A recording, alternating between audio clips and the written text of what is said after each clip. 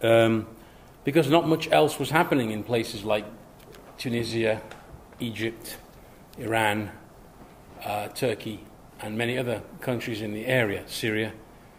But things have dramatically changed, and it's no longer possible to talk about the Middle East by concentrating on one or two countries, because so much has happened in the last 3 or 4 years. Now, as Marxists, why do we discuss a question such as the Middle East? Well, we think it's necessary to understand what's happening in the world in order to understand how to change it.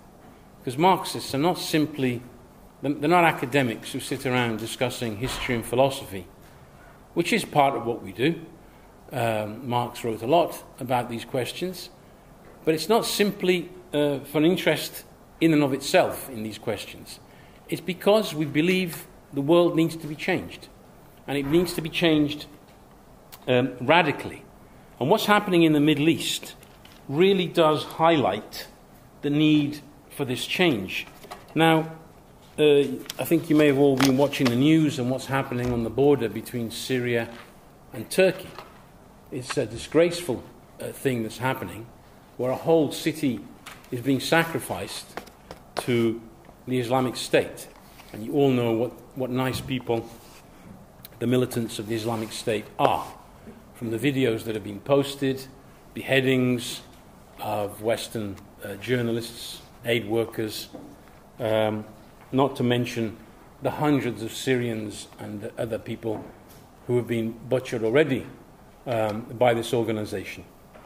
And I'll go into that in a minute and to why that is happening. But the whole of the Middle East is in turmoil. And we have to put that into the context of the world situation, because it's not just the Middle East that's in turmoil, it's the whole world. We have in Europe, in Ukraine, a civil war taking place. We have the situation in Syria and Iraq. And we have a general world crisis of capitalism, which I spoke about to a degree when I was discussing what is capitalism. Now, the crisis that we're living through, the economic crisis, began in 2007, 2008, with the banking crisis, which I'm not going to go into the details of because it's a separate discussion. But the foundations that this present turmoil is based on is the crisis of the system. And it's an economic crisis that's leading to a social and a political crisis. Now, in the middle of this crisis, which has been going on now for 6 years, we had the events of 2011 in what they call the Arab world, but it's not just Arabs who live there, but mainly Arabs, the Middle East as a whole, let's say North Africa and the Middle East. We had the Tunisian Revolution, which overthrew the regime of Ben Ali. It started, if you remember, the spark was one young man who, to make a living, had a stall selling goods, and the police moved him on, forced him to stop selling, which meant losing money for the day. In the conditions of Tunisia, that meant obviously losing a day's income and affecting the life of that individual and his family. In this particular case, he committed suicide by burning himself alive. That's happened many times in the past where people out of desperation have done such acts. But this time was different. It sparked a revolution where it started with the solidarity with this man, this young man, and it ended up with a mass movement which overthrew Ben Ali, who had been in power for decades, a brutal regime, a dictatorship, which saw, this, if you remember the scenes, they weren't so long ago, the masses on the streets of Tunisia, and Ben Ali having to go. The regime collapsed as a consequence of that mass movement. Now, there's a common thread in all of these countries. The extremely high youth unemployment in these countries is an important element in understanding what's been happening, i.e. a whole generation which is being dispossessed, has no future, many of them with degrees, many of them qualified, but no chance of a job or anywhere near a job that corresponds to their qualifications. Many forced to emigrate, those that can't, living in poverty. In those conditions, that little event of that suicide sparked off a mass movement. And the fact that the conditions of Tunisia were not unique to Tunisia was proved by the fact that the mass movement that overthrew Ben Ali sparked off the Egyptian revolution, which became an even bigger movement. There, again, a 30-year dictatorship of Mubarak, a despotic regime, and we saw the masses coming onto the streets. If I talked about May 68, you probably wouldn't remember. I can't even remember that. But I'm sure you remember what happened in 2011. It's only 3 years ago. Tahrir Square, which was on our TV screens every day, every night, with the masses of people occupying the square. And Mubarak making speeches, thinking that he could hold on. And then the Americans basically told him, it's best if you go. The reason being, not so much because the Americans didn't like Mubarak. There are plenty of pictures and films of the American presidents going to Egypt and taking part in summits with Mubarak, shaking hands, having dinner together. He was a very good person to do business with until he became a threat to the system in Egypt. And they understood that in order to try and calm the movement, they had to remove the focal point, which was Mubarak, the person. And he was forced out of power. There was a conflict over this. I'll refer to it later on. Saudi Arabia, the Saudis were not too keen with Mubarak being forced out. They supported Mubarak. For instance, when the Americans threatened the Egyptian army, saying that, look, the $1.5 billion we give you every year to finance the military, we could cut that. The Saudis said, well, what the Americans cut, we're prepared to give you. And the advice that the monarch in Saudi Arabia gave to Mubarak was, hold on to the bitter end, don't give in. Why? Well, they understood that if Mubarak were to go, then it would be a signal to the masses across the whole of the Arab world that they could do the same. Which meant basically that the Saudis feared that the fall of Mubarak could affect them too. Because unemployment is also high there in spite of the immense wealth that the royal family has. And there's been a conflict between Saudi Arabia and the United States on this question ever since. Their policies are in contradiction in the region. Now, the Egyptian revolution brought to their feet the working people of Egypt in a massive way. Strike waves, protests, and eventually Mubarak had to go. They removed him, and we see the enthusiasm, not just across the Middle East, but in Europe. Ordinary people, ordinary working people were looking to this as a marvelous event. In America, we had solidarity. In Wisconsin, a little detail, there was a huge movement of workers in Wisconsin, in Madison, in Wisconsin, in America, protesting on the streets. And some of the placards they were holding was it walk like an Egyptian, fight like an Egyptian? And they were referring to the movement in Tahrir Square. And Egyptians were sending solidarity messages to the protests in the United States. It had a world impact, not just a European impact, but specifically it did have a huge impact in the rest of the Arab world. And what we saw was the spreading of this movement beyond Tunisia and Egypt. We had movements in Morocco. In actual fact, in Algeria, there was a movement prior to the one in Tunisia. The regime there intervened very quickly by immediately intervening on the question of prices to try and calm the situation down. But it spread to the Yemen. We had some protests in Jordan. And it had an effect even among the Palestinians, where we had protests in the West Bank against the authority. And significantly, there were also protests in Gaza against the Hamas administration. There was a natural solidarity of Arab youth and Arab workers in all countries, what was happening in Egypt, and trying to do the same. Because in all these countries, there were despotic regimes in power, oppressing these peoples, supported generally speaking, supported by the West. And you even had a movement inside Israel in the summer of 2011. If you see the videos, they were protesting over questions such as housing, jobs, healthcare. I saw the interviews with some of the people saying there's always plenty of money for the settlers to go and occupy land in the West Bank, but no money for housing and our problems. You could see a clear distinction between ordinary people in Tel Aviv and the real ultra-reactionary, almost semi-fascist types who are organizing the settlements. There's news today. They've set up more settlements, taking even more land from the Palestinians. But even in Israel, you saw the impact, particularly on the Arab Israelis, who are 20% of the population, but not just the Arabs. Now, and then it had an effect in Libya, where we saw a movement in Tripoli and Benghazi. I'll go into that later on, how that ended up. And it also sparked the beginnings of a revolution in Syria. So it was across the whole Arab world. To one degree or another, there were movements, which in some cases ended fairly quickly. In others, dragged on for some time. In others, it's become an absolute nightmare, such as what we're seeing in Syria. Even in Iraq, there were protests in solidarity with the movement in Egypt, and protest movements of workers, strikes, etc. That even there, although then it's been cut across by the national divisions.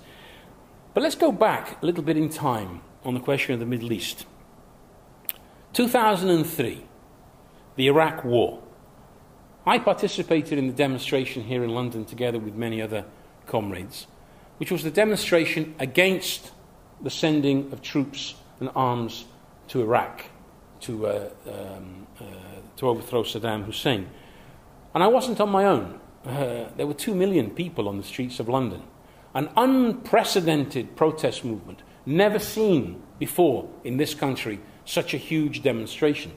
In Britain, the tradition was always, if you get 200,000, that was immense, that was huge. 2 million. And the Blair government completely ignored that protest and went to war and told us that Saddam Hussein had weapons that could hit Britain within 45 minutes. Now, we all know that it was a pack of lies. It's all been shown that it was lies. Furthermore, the amazing thing was they justified that war on the basis of the need to fight Al-Qaeda. Now, there was no Al-Qaeda in Iraq. In fact, Saddam Hussein, who was a despotic dictator, wasn't exactly a friend of Al-Qaeda. They overthrew the regime, and now you have not just Al-Qaeda, you have even worse. Today, Al-Qaeda is presented as the moderate wing of the Islamists, compared first to al-Nusra and now Islamic State. Now, that war was supposed to be a war to settle the situation, to sort out the Middle East. In reality, the Americans in particular decided that they needed to intervene in the Middle East in order to try and have control over the Middle East, particularly because the area is rich in oil. And their idea was to have a solid base in Iraq from which to operate around the Middle East, because they felt that many of these regimes, and they were proven correct on this, of course, many of these regimes were on the edge of becoming very unstable and could be toppled. And they were concerned because Iraq, Kuwait, Qatar, Saudi Arabia, these countries hold a huge percentage of world oil resources. And the capitalist system needs to make sure, on a global scale, that it has a steady supply of energy, raw materials such as oil. And that was the reason for it. I've read material that they even discussed back then the possibility of breaking Iraq up into three, i.e. the Kurdish area, the Sunni Arabs, and the Shia population in the south. They played with the idea. Now, they went in, and Bush declared mission accomplished. You remember the big banner? Mission accomplished. The other day, The Economist had a picture of Obama dressed in combat gear, and it had mission relaunched. And it's Obama who really didn't want to get involved in any of this, but he's been sucked into it because of the needs of American imperialism. The war in Iraq solved absolutely nothing. Nothing. It's actually made Iraq much less stable, and it's destabilized the whole of the Middle East. It shows you sometimes you wonder what separates the ears of people like Bush. What is there between the two ears that separates? Usually it's a brain. In the case of Bush, I have serious doubts. Now, in Iraq, they were forced eventually to pull out because there was resistance to them, there was opposition in the region, and they pulled out, trained the Iraqi army, so-called, to replace them. We saw what happened recently. The whole Iraqi army just dissolved in the face of a few thousand Islamists. But they brought to power a government in Baghdad which is based on the Shias. In fact, Iran was the big enemy for the Americans, and yet they invade Iraq, they destabilize it, then they're forced to make a real underhand deal with the Iranians. They have a government in Baghdad which is based on the Shia majority, which is influenced by the Iranians, and basically, instead of weakening Iran, Iran has come out stronger because it has a strong presence in Iraq, and now they're actually collaborating. I'll go into that in a minute. But it was an ethnic-based government based on the Shias, which was oppressing the Sunni Arabs. That's a fact.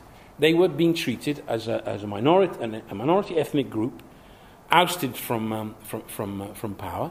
And in the north, the Kurds took the opportunity to de facto set up an autonomous region. So you have an autonomous region in the north of Iraq run by the Kurds with their own military, the Peshmerga.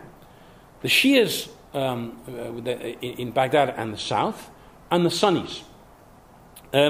Basically, a de facto breaking up of Iraq into three parts.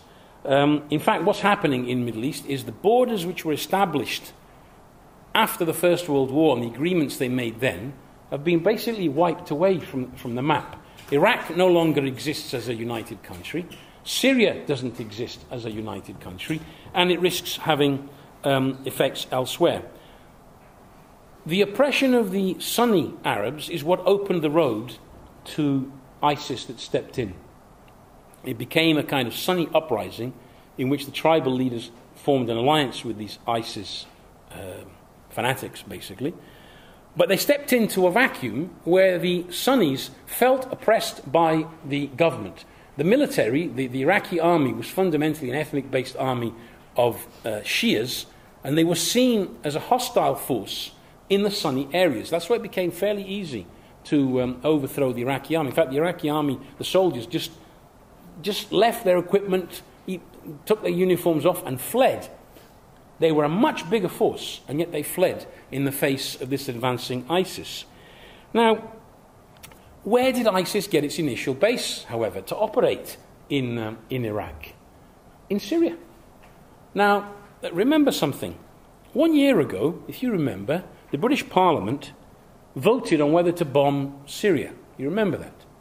And the British Parliament voted no. One detail. Who were they going to bomb a year ago? They were going to bomb Assad, the Assad regime, to help the rebels, amongst which were the people who have set up ISIS. So a year ago, the British government and the Americans and the others were considering bombing the Assad regime to strengthen the opposition. And they were funneling money and arms to this opposition. Turns out that this opposition, mainly Islamists, also financed by the Saudis, have become ISIS. ISIS has emerged as the strongest group, getting a lot of American weapons they picked up in Iraq, and also weapons off the Assad regime in Syria.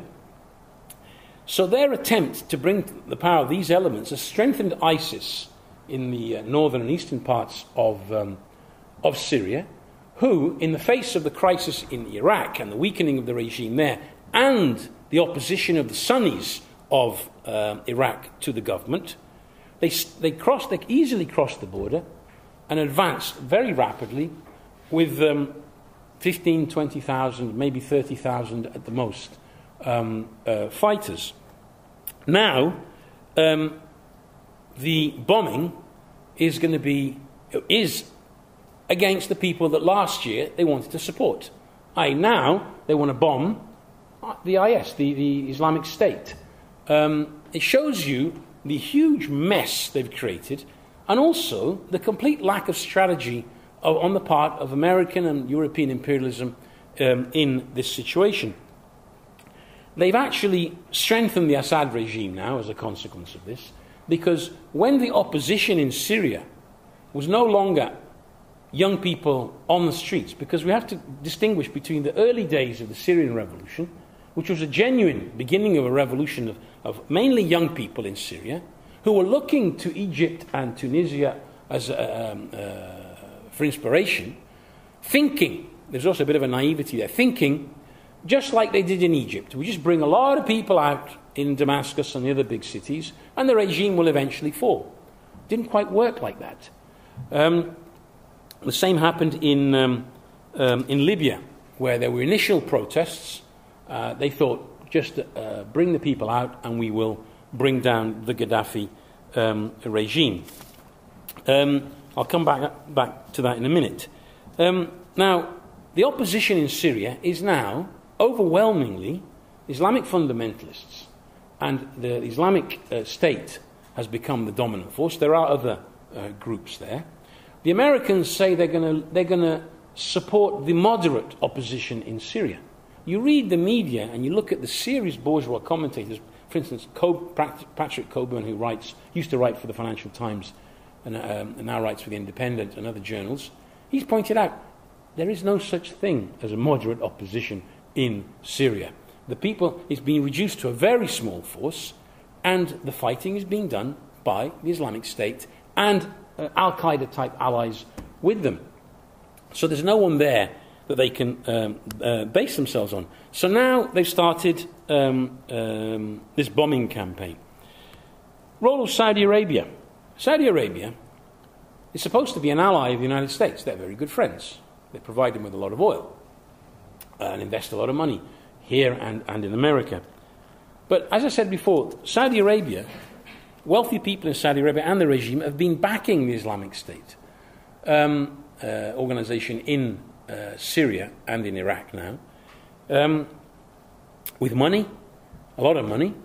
The reason being that they are also in conflict with Iran. There's a long-standing conflict in the region between Saudi Arabia and Iran. The Saudis are Sunnis. The Saudi monarchy, they don't live like Muslims themselves. They have a right good old time. Bahrain was actually their playground. They just hop across and go to the casinos and have a good time. But the rest of the population has to abide by Sharia law. And they let the Wahhabi clergy, an extreme form of Islam, get on with it, basically, as long as they tolerated the debauchery, the drinking, and all the rest of it of the royal family, which is what they do. But they've been supporting the Islamic State as an extreme form of Islam, as a counterweight to the influence of Iran, because as a result of the Iraq War, Iran has emerged as a very strong power in the region.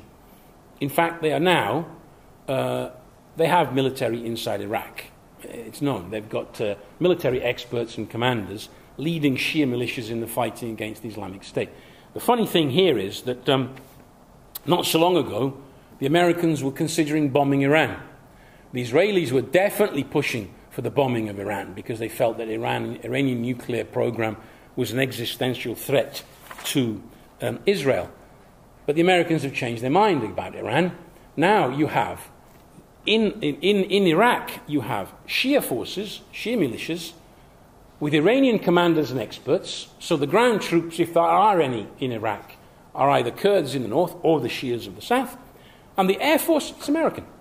So you have Iran and America de facto in an alliance fighting the Islamic State, but it's an undeclared alliance. Can't say that it's an alliance because how can you alliance?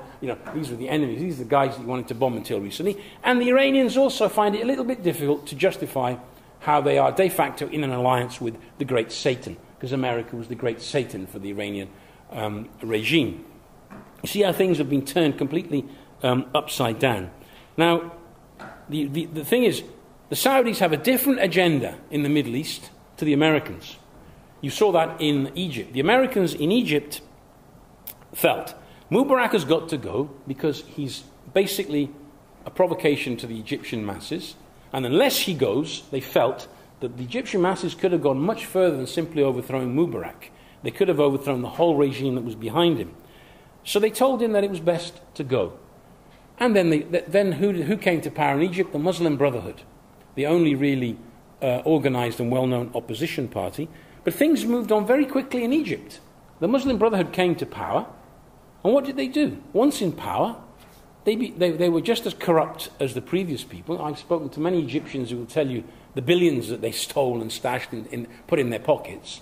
And that provoked a massive second movement in Egypt. Last year, at one point, this is unprecedented in history, 17 million Egyptians were on the streets of the various cities of Egypt against the Muslim Brotherhood government. Experience showed them what the Muslim Brotherhood was about, and they forced the military to step in. Then what happens? The military steps in, pretending to be the defenders of the revolution, and in reality establish a regime in the hands of the military tops. That has had an effect of dampening the enthusiasm and the hope in Egypt. The mood has changed in Egypt from the immense hope and enthusiasm of Tahrir Square to one of almost desperation. Where do we go from here? With all the masses that we put on the streets, we have this. That has had an effect across the whole of the Middle East, by the way, because Egypt at one point was like a focal point of protest. Now it's contributing to the confusion which exists among the masses. Libya, a little parenthesis on Libya. In Libya you had the beginnings of a movement, but both Libya and Syria, we have to look at these regimes in the past, in spite of being very despotic dictatorships, did actually achieve certain development. In Libya, a small population, a lot of oil. The standard of living was relatively high. And in Syria, there were a lot of social reforms established by the old regime. And remnants of that meant that those two regimes actually proved to be more resilient. If you look at both of them, they didn't just fall like that when there was a mass movement. The population was divided in part. And in Libya, the Americans, not so much the Americans, the British and the French in particular, were gung-ho about bombing Libya to free the Libyan people. The result in Libya now is Libya no longer exists. They don't mention it too much, but Libya is split in Benghazi against Tripoli and the historical divisions, Cyrenaica and other parts of Libya. There are two parliaments at the moment in Libya. They're fighting over who's the genuine parliament. There's real control is in the hands of gangster warlords in Libya. That's the result of the help from the Western democracies in Libya. The spillover of that was, of course, that then it spilled over into Mali. Al-Qaeda started operating there as well. And then the French go into Mali to sort out the mess, which they contributed to provoking in the first place. In Syria, something similar happened. The regime faced this opposition of the youth, but very quickly it became an armed struggle. And what we have now in Syria is because the nature of the opposition has changed from just young people protesting on the streets, which had an echo within Syrian society, into one of the most barbaric forms of Islamic fundamentalism, the IS. The people in cities like Damascus are not too keen about this so-called Syrian opposition overthrowing Assad, because Assad is a dictator. Very bad, terrible things they've done, chemical weapons and all the rest of it. But if the IS come in, they behead people, cut people, butchery. They have their form of Islam. And Syria was a very lay and modern country. The people of Damascus, Aleppo, and all the other cities are not too keen on going back into the Middle Ages. And that was shown in the elections early this year. Okay, they're not exactly democratic. Not every party could stand. But the significant thing was that the masses turned out in huge numbers to vote and massively voted for Assad. How do you explain that when Assad is such a terrible regime? People are voting what they think. Rather this, which I know, than those barbarians over there. De facto, Assad has played his cards very cleverly, actually. He now has pretty firm control of the bulk of the Syrian population which lives in the main cities, Damascus, Aleppo, and other cities and the coast. And he's left a large swathe of Syria in the hands of the Islamic State. Now, Assad has been strengthened as a result of this situation, which was supposed to be the enemy that had to be overthrown. Now, we see how complicated the situation is becoming. There are no signs that Assad is about to be toppled in the next period. The people of Damascus and other cities are not going to move to overthrow a regime which the only beneficiary of which would be the Islamic State. Therefore, they're holding on for grim life to hoping that this barbaric organization can be held back. And the role of Turkey in all this, interesting. You know, all these volunteers that get planes and they go and fight in Syria, they have them in Britain as well. They have, unfortunately, they call them the Beatles, don't they? These four guys who speak with English accents and cut people's heads off and put it on videos and threaten more such barbarism. They've travelled to Syria. Which way did they go? Well, they get a plane to Istanbul, and then they get a bus, and they cross the border. Turkey has left the border open for any of these volunteers to go into Syria. And by the way, Assad also left the borders open because it was in his interest that the opposition should be dominated by these elements. Because then he can say, well, I told you so from the very beginning. These are just terrorists that you're supporting. And I've been fighting terrorism. You should be grateful to me. He strengthened his position as a result. Tunisia. Interesting development. The Islamic State is not just getting money from Saudi Arabia, which initially it was, and from Qatar and other such regimes. It is now making something like $3 million a day from the export of oil, from the oil fields it's taken over. Now, how does an organization like the Islamic State sell oil on the world market? Answer: Turkey. Turkey is allowing the oil to be exported. In fact, it's buying the oil. Why? Because Turkey came out against the Assad regime. Why are they so determined? Well, Turkey is a regional power. It's a strong regional power. But so is Iran. But they're in conflict for the influence in the region. Assad was in alliance with Iran, was holding on to Iran basically as the base of survival. The survival of Assad strengthens Iran. Turkey, therefore, supports the Islamic State. Nice business they're doing there. And they're collaborating and have been collaborating with the Islamic State for some time. They still are. The other day, they voted. Formally, Turkey has now voted to take part in the coalition against Islamic State. But when the Minister of the Foreign Affairs was interviewed, the Turkish minister, they said, well, what's going to happen now? He said, well, don't expect much in the next period. They're doing nothing to help the people fighting the Islamic State. Look at the Kurds of Syria. Now, the Kurds of Syria, and this Assad there cleverly did maneuver. After having oppressed the Kurds for decades, bombed them, gassed them, forced them, even couldn't speak their own language at school, suddenly, in the face of the revolution, conceded autonomy to the Kurds. Basically, he couldn't control them anymore, giving the Kurds autonomy so that the Kurds would fight the Islamists, which they are doing, and very courageously doing. Little detail. The fighting force of the Kurds of Syria, not the same as the Kurds of Iraq, is the YPG. These are the People's Protection Units. But they are basically the Syrian branch of the Turkish PKK. The PKK is the Kurdish Workers' Party of Turkey, which for decades has been fighting a guerrilla war against the Turkish regime. Initially, it was for Kurdish independence. The idea of uniting the Kurds. You know, the Kurds are, I think, the biggest nation in the world without a state. There's about 40 million of them. The territory of the Kurds is about the size of France, except it's in Turkey, Syria, Iraq, Iran, some of it's up in Armenia, Nobody's ever given them a homeland. Nobody's ever given them their national rights. In the case of the Syrian Kurds, they took over the enclave, they call it Rojava, which is basically Western Kurdistan, and this town, Kobane, which you've all seen in the news now on the Turkish border. If you look at the videos, they've established a very democratic self-administration, assemblies, committees. They allow any ethnic group to come into their territory. People fleeing, for instance, the Islamic State, Sunni Arabs have been welcomed into their area. The Yazidis, if you remember recently, they were isolated on a mountain, facing butchery by the Islamic State.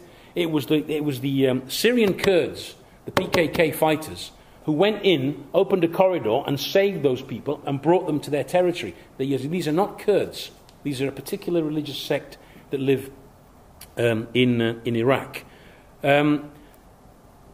What is happening now to the Kurds of Syria? Well, because they are left-wing, as opposed to the Kurds in Iraq, who are led by friends of the Turkish regime, in actual fact, who are doing good business with them. Look at what's happening in Kobane. It's a city right on the border of Turkey. Turkey is to the north, and there's a border crossing there. It is surrounded on three sides, south, west, and east, by the Islamic State. And they've already taken out the outskirts of this town. This was a town where I saw videos not so long ago. People were so happy that they'd achieved a kind of self-rule, managing themselves. And you had these fighters, and women fighters in particular, doing a lot of the fighting. But because they stand on the left, and they're basically a branch of the PKK, and the leader of the PKK is in a Turkish prison, and Turkey considers the PKK a terrorist organization, as does the United States, by the way. The PKK, which are really the only ones who would be doing any serious fighting in the area, are declared terrorists. And Erdogan, in Turkey, in a recent speech, actually said, as far as he is concerned, the Islamic State and the PKK are the same thing, i.e., they're terrorists. So when the Turks vote in parliament, we are prepared to go into Syria to fight terrorists. Careful what they're actually saying. Because if you say the PKK, or the YPG in this case, which is their branch in Syria, are terrorists, they may well go into Syria, but it won't be to defend the Kurds. The city of Kobane has been emptied of civilians. Tens of thousands have fled across the border into Turkey, and now a massive refugee problem. And there's some civilians left, and the fighters of the YPG fighting the Islamic State. Well, I don't know if you've seen the news, if you've seen the Turkish tanks right on the border. And they're all sitting there watching what's happening across the border in Kobane. The people of Kobane risk being slaughtered by these fanatics, the Islamic State. I think it's vengeance on the part of the Islamic State for what they did to help the Yazidis, which the Islamic State were trying to destroy, basically. They're sitting there doing nothing. Sorry, a mistake. They are doing something. They're blocking any supplies to help the people of Kobane. Any Kurdish fighters from Turkey, i.e. Turkish Kurds, who are clamouring to let us go across the border to help the Kurds of Kobane, are being blocked by the Turkish army. There have been clashes all over Turkey. At least 20 people have been killed by the Turkish military. People protesting, saying, we're not asking you to go in, let us go in. We're Kurds, we want to help the people of Kobane. No, it's absolutely blocked. The PKK would have fighters they could send in. They're not being allowed to by the Turks. And here there is actually a picture. These are Turkish soldiers watching. What are they watching? They're watching people being gassed and tear-gassed and beaten as they protest, as the Kurds in Turkey protest, saying something must be done to help the people of Kobane. Now, what are the Turks planning to do? It's quite clear. Let the Islamic State smash the YPG. Let them smash the PKK in Kobane. Then, when the world clamours for the terrible humanitarian disaster that's taken place, the Turks will kindly step in. They'll step in to a situation which would be an absolute disaster. And they've actually declared that their intention is to set up a buffer zone across the border, i.e., to occupy a part of Syria for Turkish purposes, for Turkish interests. Across the other side of the Syrian-Iraqi border, you have the Kurds of Iraq, who, in this particular case, there's a regime which is in the hands of an individual called Barzani, who is an Iraqi Kurdish bourgeois, who has very good relations with the Turkish regime. And the Turks are trying to use the Kurds of Iraq to get their hands on the oil in Kirkuk and other parts, which they've historically always claimed as belonging to them. So the Turks are playing a game of their own particular interests in the region, formally in alliance with the Americans, but not lifting a finger to help the only people who are actually doing any real fighting against the Islamic State. The problem is the Kurds of Kobani are outgunned. They have machine guns, they have light arms. The ISIS has got tanks and heavy weaponry which they've captured, partly from the Iraqi army. Some of it's American weapons which they got from the Iraqis when they left in the face of the advance in Iraq. So the Kurds cannot count on the Turks, and they're having another lesson in history that they will never be able to count on the Turkish regime, who have oppressed the Kurds in Turkey for decades, and now they're doing it in Syria and elsewhere. They cannot count on the United States for help. The Kurds are being used like pawns in this region by different powers. And when it's useful, like I said, first for decades you oppress them, then when it's a case of fighting the Islamic State, you can have autonomy, and then you do some fighting for me the other side against the Islamic State. So Turkey is a power which has its own interests in the region, which are in contradiction to what the Americans want at this particular moment.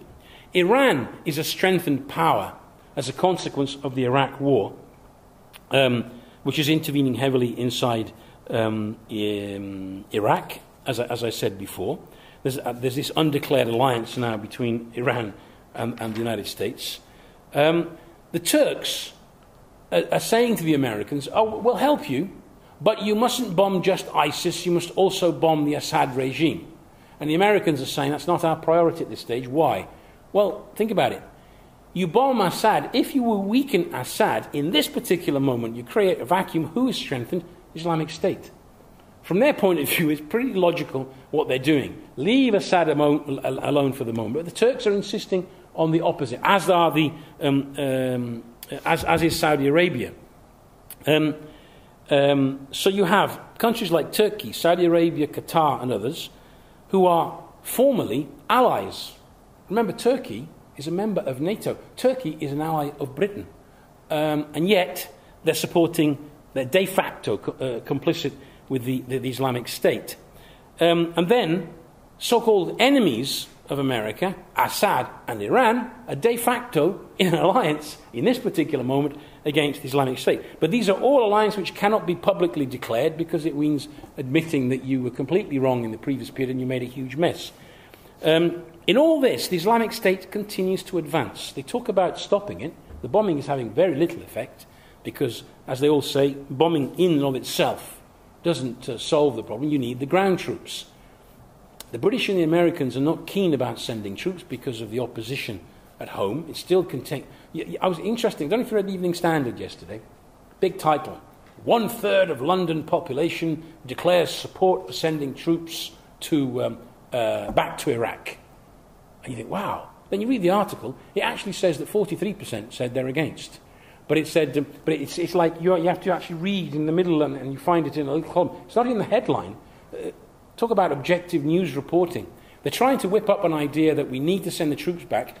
And Islamic State is contributing by beheading these poor individuals who they've captured. They want to create a mood in America and in Britain in favour of war. Because they feel, in their thinking, the presence of Western troops on Arab ground will strengthen them and will rally people to them. That's the logic. They're actually trying to suck them into a war. But IS is advancing. It's not being weakened at this stage.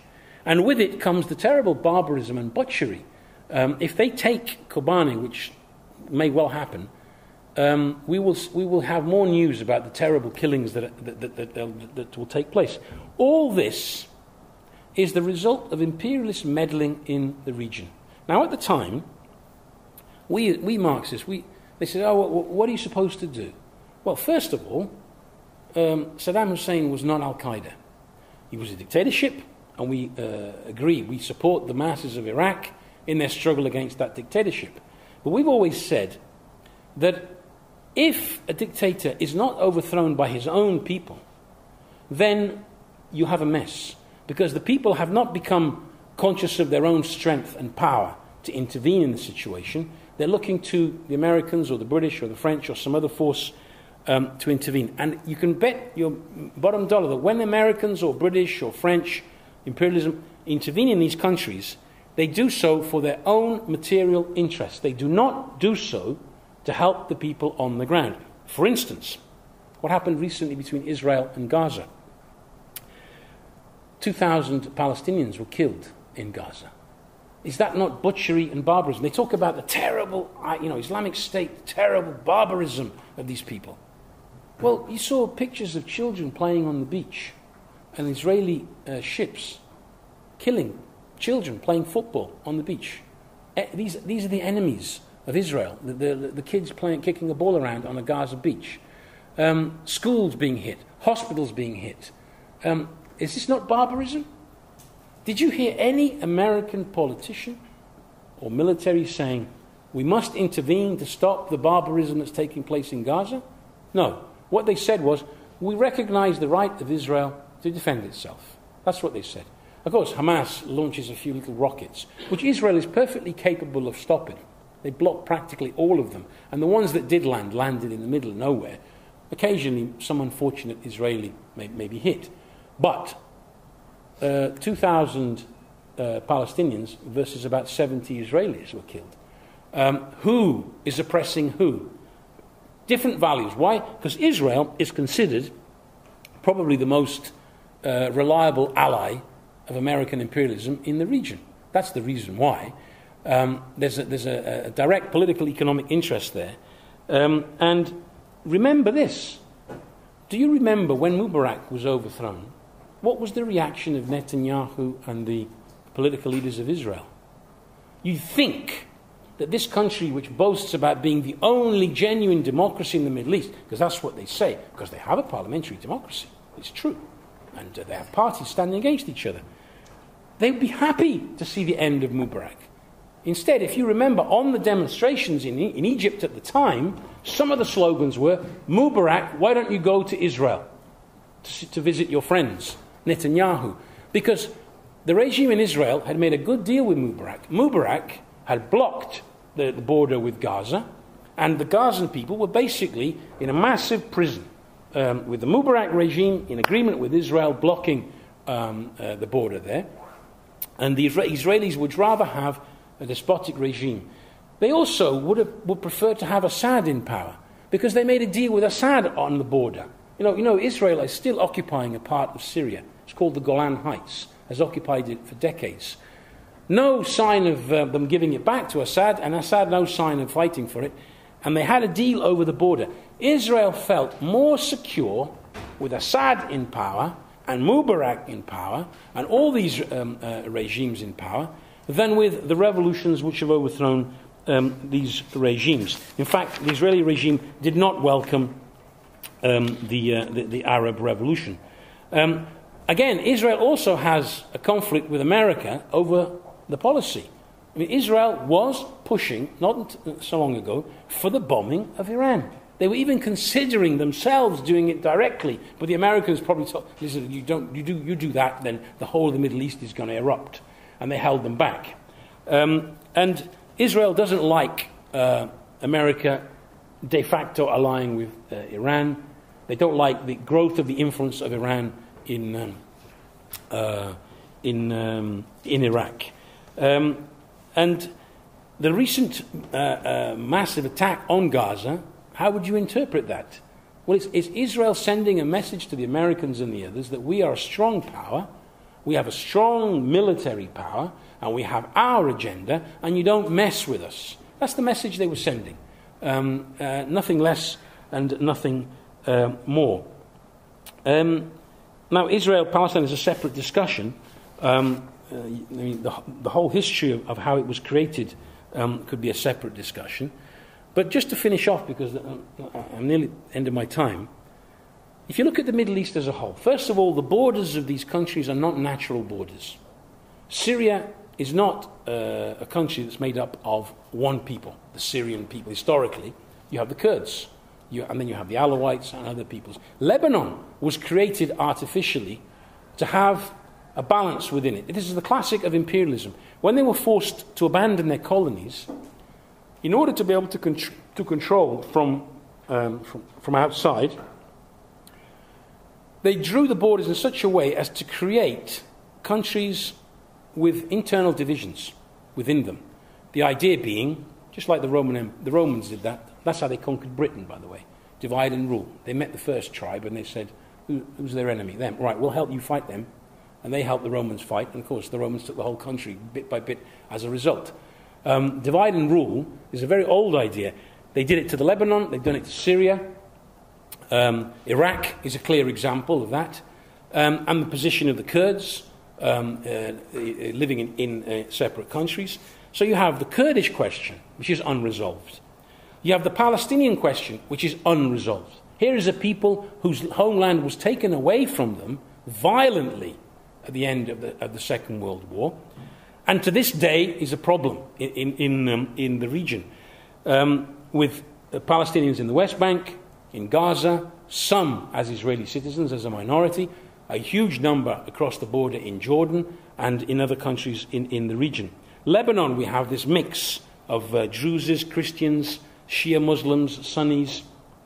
In Egypt, you have the Coptic question, where 10% of the population is Coptic Christian. All these divisions were artificially imposed on the region in order that the great powers could continue to dominate them and use the divisions to weaken them and dominate them from outside. What is the solution to this huge mess? What I've just described to you, I think you would all agree, is one hell of a mess. And it's causing untold misery and suffering to the people who live there. You know, the Iraqi people, year after year of wars and bombings, the Syrians, the Lebanese, the Palestinians and the Israelis. All of these countries are affected. The 30-year war in Turkey between the regime and the PKK, with something like 3,000 killed. All of this is a consequence, we would argue, of the capitalist system, which functions in this way. To guarantee the supply of raw materials and to guarantee the control of a region, they are played with the lives of millions of people in this region. And there is no solution on the horizon to this. Can you see a speedy resolution to the conflict inside Iraq or in Syria? Do you see an immediate collapse of Assad or the immediate end of Islamic State? When they voted they were going to bomb Iraq, a lot of the papers just concentrated on that decision. The Daily Mirror, curiously, had a headline that said it's going to cost £3 billion, the bombing of Iraq. And they said it's going to take at least 3 years. Can you imagine 3 years of bombing? And £3 billion. But then there was a little item, I think that some of the measures they're introducing on capping benefits is to save about £3 billion. There was a letter in the Metro that said, very good, excellent, you saved £3 billion on benefits so that you can spend it on bombing Iraq. Marvellous solution. This is capitalism at its most gruesome and crudest, and only by putting an end to capitalism is there going to be a solution to this problem.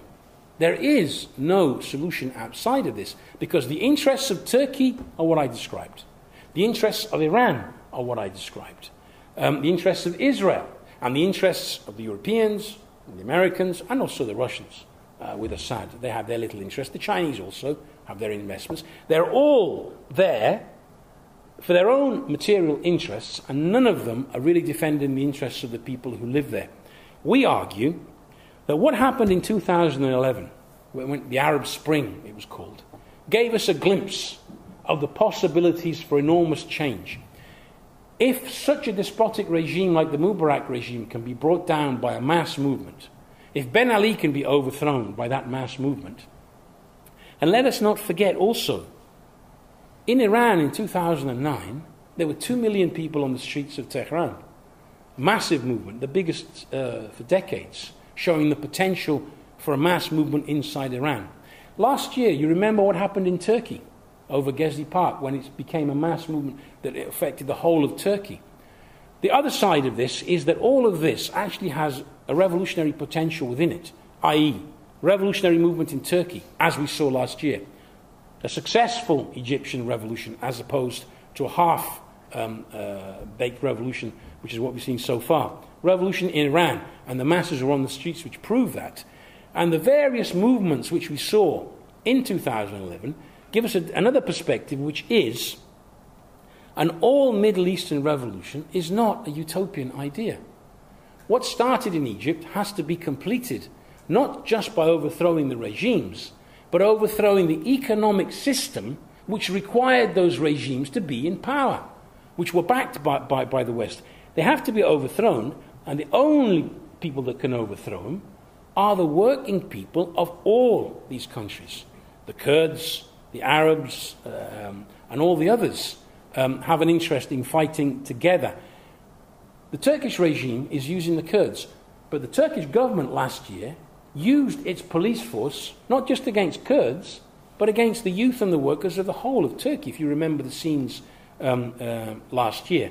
The potential is there, and what we mean by an all-Arab revolution is one country after another removing these regimes, taking over the economic resources. This is an area of the world which is immensely rich. It has enormous wealth. But where is it stashed? You know where the oil that the Arabs make? It's here in London. It's in London banks, Swiss banks, New York banks, and investments in the West. They're keeping it stashed away because they're not sure if they'll be in power forever in Saudi Arabia. That immense wealth could be used to solve all the fundamental problems. And you could have a federation of states within which you could finally have an autonomous region of the Kurds, an autonomous state of the Palestinians, with the right of the Jews also to live there, but on the basis of using the resources to solve the underlying fundamental economic and social problems. On that basis, you could have a harmonious voluntary federation of these countries, a socialist federation, which would use the resources to the benefit of all these peoples. And it would be an enormous example to Europe, which, by the way, isn't doing too well itself, but that's another discussion, and an example to the rest of Africa. Talking about barbarism, I haven't even mentioned what's happening in West Africa with Ebola, which would be worth discussing itself as another example of the crisis of the system, because it's a disease of poverty. Everybody knows that. It wouldn't have spread so quickly. Interestingly, in the I think it was in the Evening Standard, a little article, one commentator said, no, it was in the Independent. He said, Ebola shows how important it is to have efficient national health systems. So the privatization they're imposing actually endangers even the possibility of fighting such a thing. It's all interconnected, and it's time to change the world. That's why, as Marxists, we base ourselves on the ideas of Marx, who said philosophers so far have interpreted the world. The task now is to change it, and we think it needs to be changed, and the Middle East is the clearest example of that. And I'll leave it there, otherwise there's no time to discuss.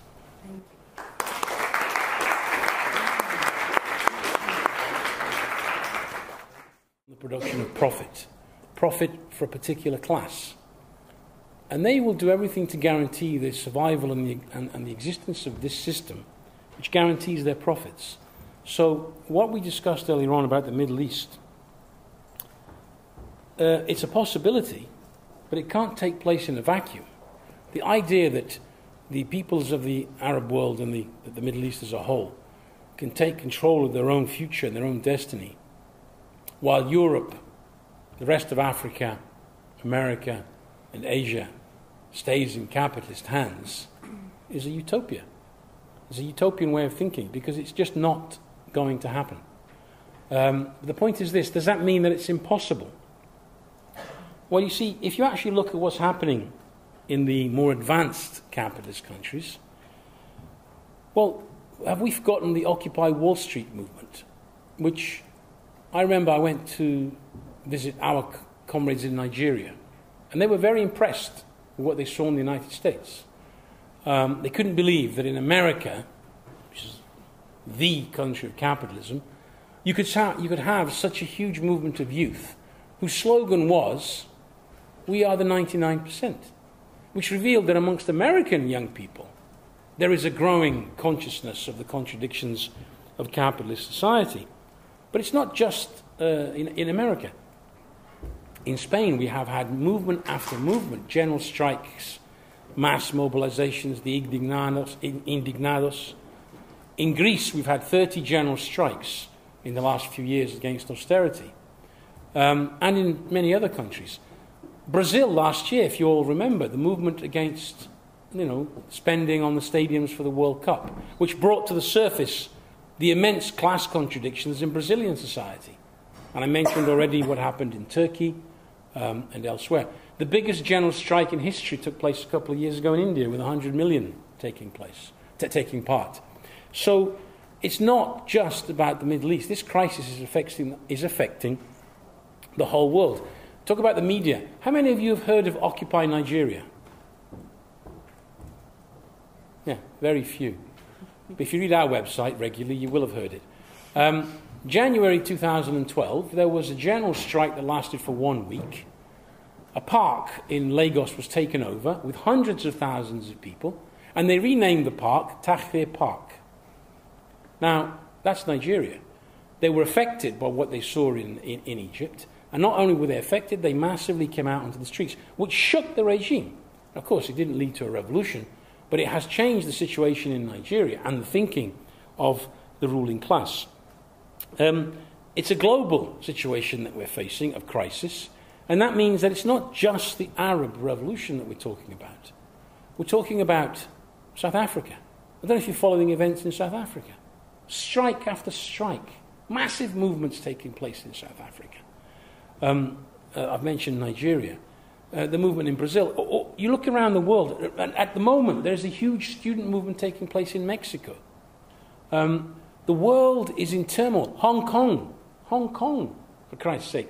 This is, a financial hub, not just of China, but a world financial centre, with this massive movement, which has now died down. They've nicely manoeuvred. They offered them talks, and of course they will talk and talk and talk, but they won't give what the people really want, which was their calling for genuine democracy. But as long as the capitalist class dominates the world economy, then all the possibilities are not going to materialize, because they will continue to use the resources in their interests. Imperialist countries have interests. It was Palmerston who said, we don't have friends or enemies, we have interests. Which means that one day what is your enemy can become your friend if that serves your interests. That's what's happening in the Middle East. They've changed their alliances. And when we talk about we, Pierre talked about we, the French, intervening, this, that, and that. When I hear the word we, I say, who are we? We, the British. Sorry. There's a headline the other day about the number of children who are literally going to school hungry. They're interviewing these children, and they're saying how many times they go to bed without a meal. In places like Newham, in London. Are they part of the same we, of the Camerons and the Cleggs and the politicians who decide to bomb Iraq and Syria, etc.? We is actually made up of classes who have different interests. And it's not in the interests of working people of France or Britain or any other country, or Italy, which is supplying the planes to change the fuel. That's the Italian contribution to the coalition. But they're still participating in that coalition. The people at the top have an interest in helping the Americans in their operations because they have economic interests to defend. Ordinary working people have no interest in the bombing of Iraq, Syria, etc. And we must always remember, there's always this illusion, oh, they must intervene. There has never been an imperialist power that intervenes for humanitarian reasons. They intervene for material, economic reasons. Sometimes it coincides with, like Kosovo and this. But let's not forget, Yugoslavia was broken up and a war was provoked. Let's not forget that the Germans, in particular, were behind that because they saw the opportunity to break up Yugoslavia into its component parts and re-establish influence in its old regions, such as the northern parts of Yugoslavia, Croatia in particular, with the benediction of the Pope, by the way, because Croatia's Catholic, of course. They provoked that mess, and then when they unleashed the nationalism on all sides, and then you have the civil war and the killings, oh, now we must intervene to pacify. It's very good. You create the mess, and then you find the excuse in that mess to intervene. On the Muslim Brotherhood is one wing of the Egyptian bourgeoisie, always has been. A minor partner, a weaker partner. And remember, although they were, sometimes oppressed, they were the one force that was tolerated by the Mubarak regime. They were what in England you call the second 11, i.e. B team. When the A team has had to go off, they call on the B team, who serve more or less the same economic interests. In the process, like all bourgeois politicians, line their own pockets as much as they can before they get kicked out of government. That was the Muslim Brotherhood. But they stepped into a vacuum because the Egyptian working class had been carrying out strikes, massive strikes, factory occupations. I remember the reports we read in the textile factories of Makhala a few years ago, where it was the women, and it was women with the veil who organized the strikes and humiliated the men into supporting them. If you look for these sources, you'll find them. These women who are supposed to be dominated by religion were actually the initiators of those strikes. Why? Well, they're working class women who have children, who have houses and have families with expenses and earn very little money. Therefore, they have a class interest in fighting. Just like the women, let's not forget, who set in motion the Russian Revolution in February 1917. It was the women who came out in protest, and then they were the spark for what ended up as a revolution. What has been missing in all these countries is not the lack of willpower of the masses to protest. How can you say that the Egyptians were not willing to protest? Or the Tunisians and other people, or the Iranians in 2009? What is lacking is an organization based on the working class, which can unite the forces of the working class, the peasants, the poor, as one force to overthrow the regime, not just to overthrow it, because, there's, in Italy, Lampedusa, change everything so nothing changes, no?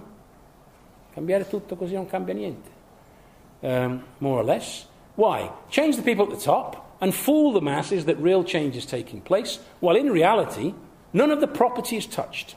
None of the economic power is touched. And the capitalists are prepared to govern with Hitler as much as they are prepared to govern with the bourgeois democratic regime. And they did it, in fact, at the end of the Second World War.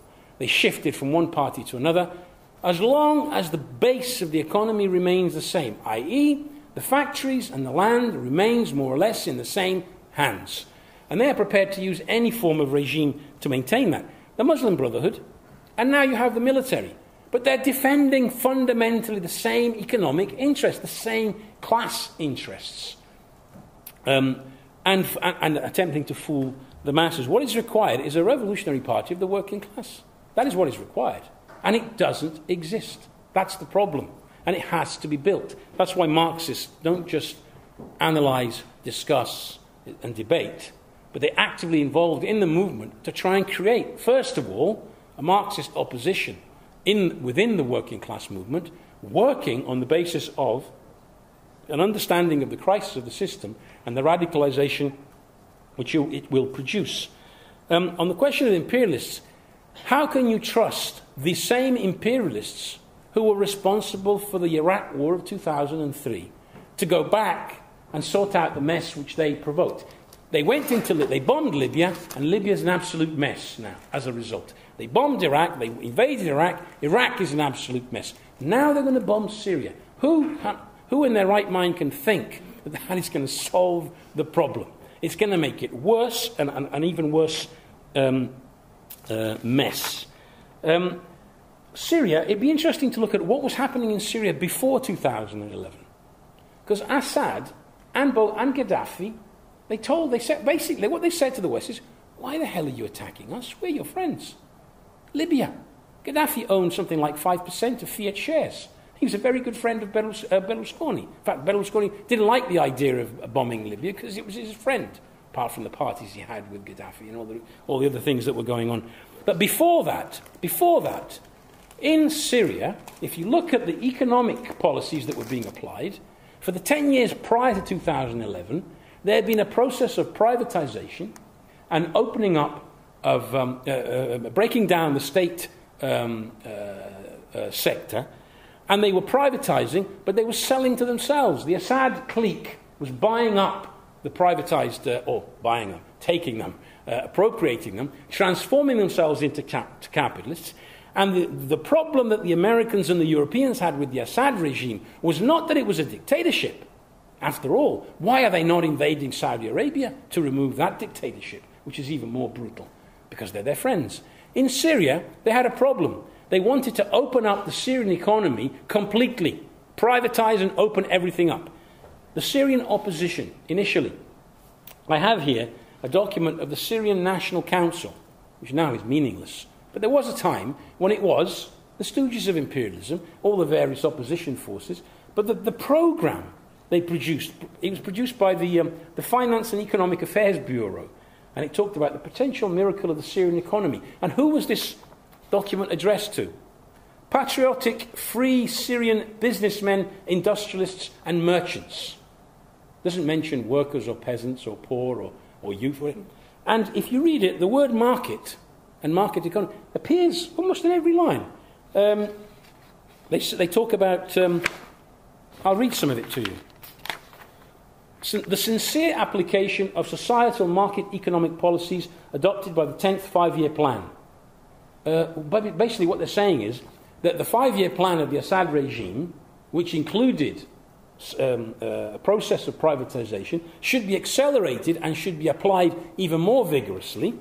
And they talk about a societal market economy, support and encourage the private sector, encourage the corporate and joint sectors, create a safe and fair investment environment, encourage the Arab direct investment, and it goes on and on and on. Reform the public sector enterprises. It was a program for privatizing the Syrian economy.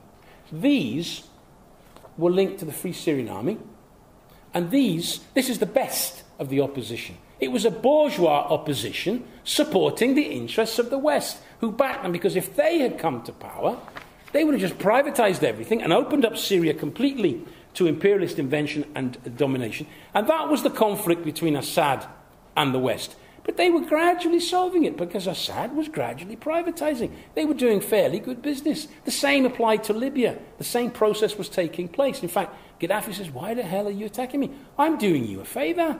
You know what? You know, Italy is now a constant flow of refugees across the water. Gaddafi didn't have a problem. He would grab them and put them in the desert and kick them back home, brutally, in collaboration with the West. So he also couldn't understand, why the hell are you bombing me and getting rid of me? You don't know who's coming next. And they're there now. Every intervention of the imperialists has created an absolute mess, because the interests that they defend are the interests of profit on a global scale, which cannot be the interests of the people on the ground. Any idea of any kind of imperialist intervention, as far as Marxists are concerned, we oppose.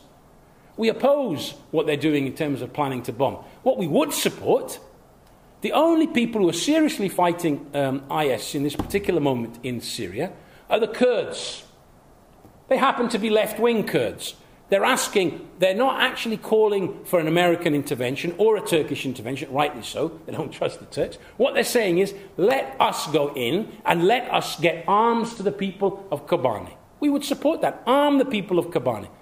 Why aren't they doing it? Surely that would be the most sensible thing. These people are the strongest force because they're defending their own homes, their own cities, their own land, and they fight with everything they've got. They're fighting courageously now, street to street against IS. Who's supporting them? Who's sending them guns?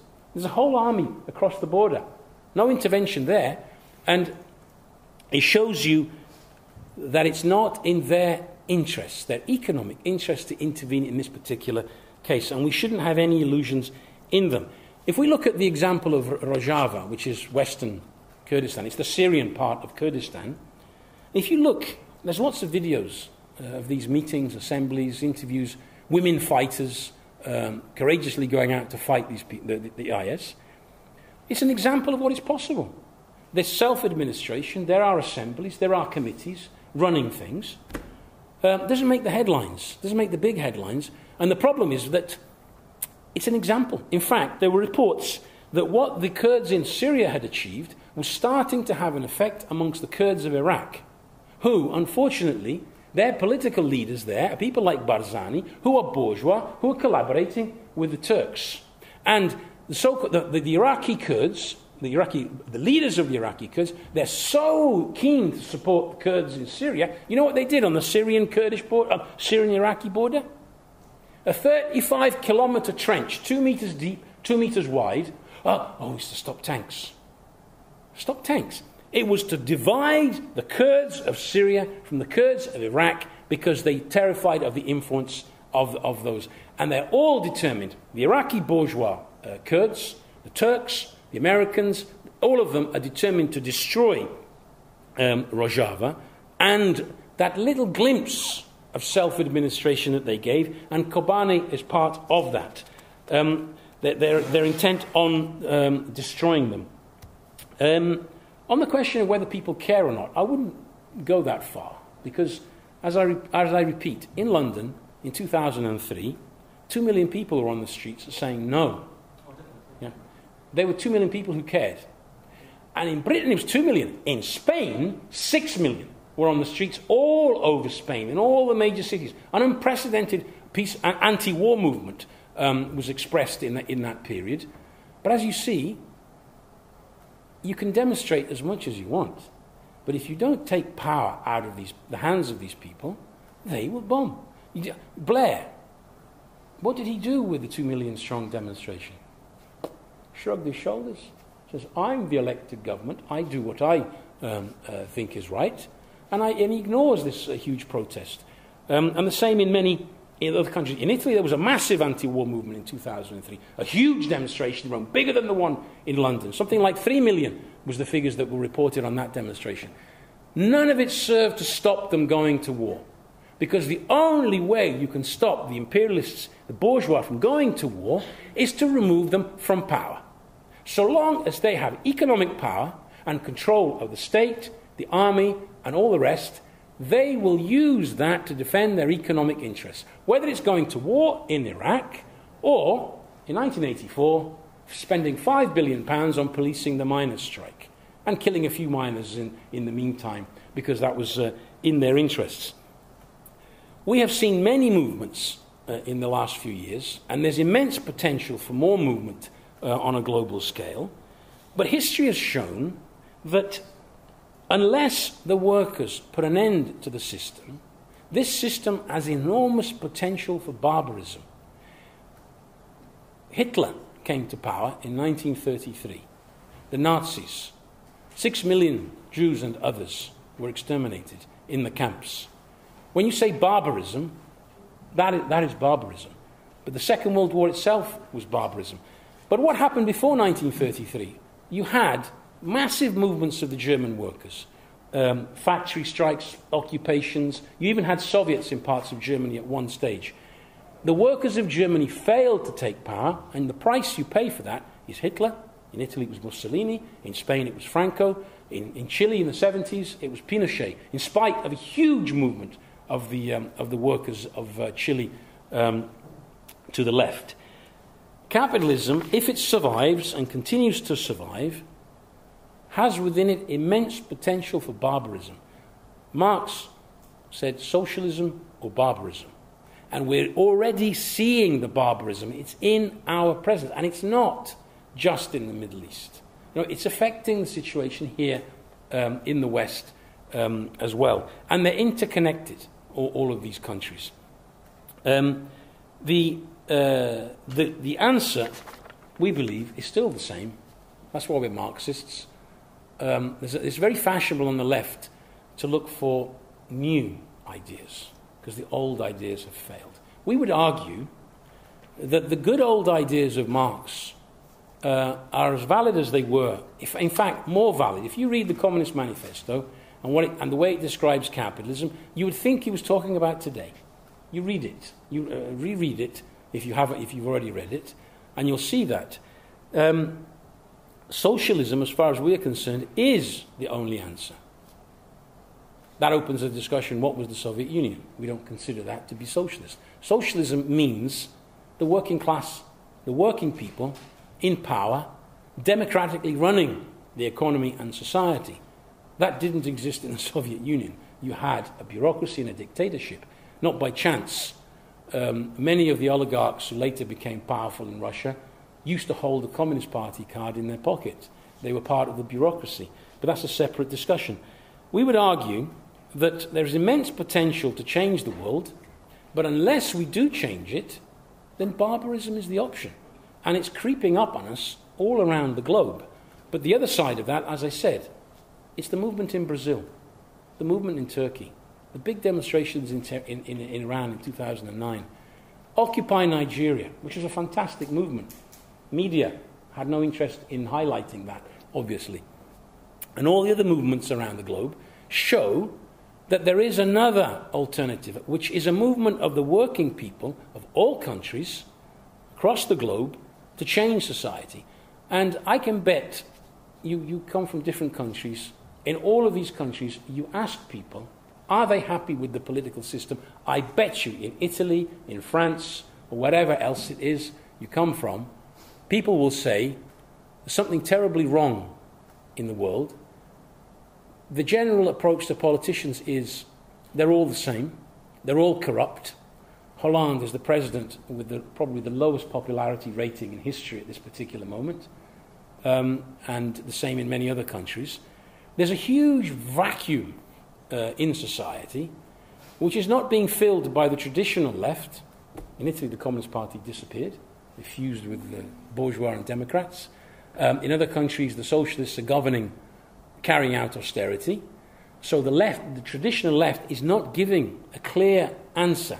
It's not giving a clear message that there is an alternative. They've actually just buckled under the pressure of capitalism and are applying the policies of the capitalists for the capitalists. No wonder people are confused when they have opinion polls and they say, who are you going to vote for? And the usual answer is, I don't know, especially with the youth. The other side to that is there's immense potential for a genuine left alternative. But it's not there. It doesn't exist as a mass force. That's why we say as Marxists, we have to build it. And it's not a task which is solved overnight. It's a long struggle, and we as Marxists believe that meetings like this, where we discuss these kinds of issues, are part of that task. And we invite you to join us. If you're not convinced, carry on coming to the meetings and listen. If you're totally opposed, no problem. If you think that we're crazy, and I'm sure maybe one or two might think that, I don't know. I think what I've said actually corresponds to what's really going on in the world, but the media would say that a discourse like this is old-fashioned, out of reality, and impossible and utopian. We think it's the opposite. We think that Marxist ideas are actually the only ones that can really explain what's happening in the world and actually offer the alternative perspective, which is to struggle for a society which will truly be democratic, run by the people who produce the wealth. Once you have that kind of society, you'll be moving in a different direction. Ordinary working people have no interest in nuclear bombs and massive, powerful missiles to destroy other people. They have an interest in using that wealth to solve problems like healthcare and education for people of the whole globe. You know how much money the World Health Organization says is needed to fight Ebola? $1 billion. And they haven't got it. They've only raised about 300 million. How much does a Tomahawk missile cost? How much does one of the tank cost?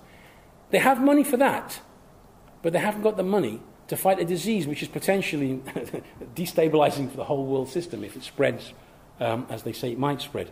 It shows you that the priorities of this society are completely wrong, and we need a different kind of society. But it's 9:05, and I've said enough. If you want to carry on at the pub, we'll talk at the pub. If not, at future meetings like this. And I hope you keep coming and take an interest in Marxist ideas. I hope I've whetted your appetite, as you say in English, and that you're interested in more. Thank you.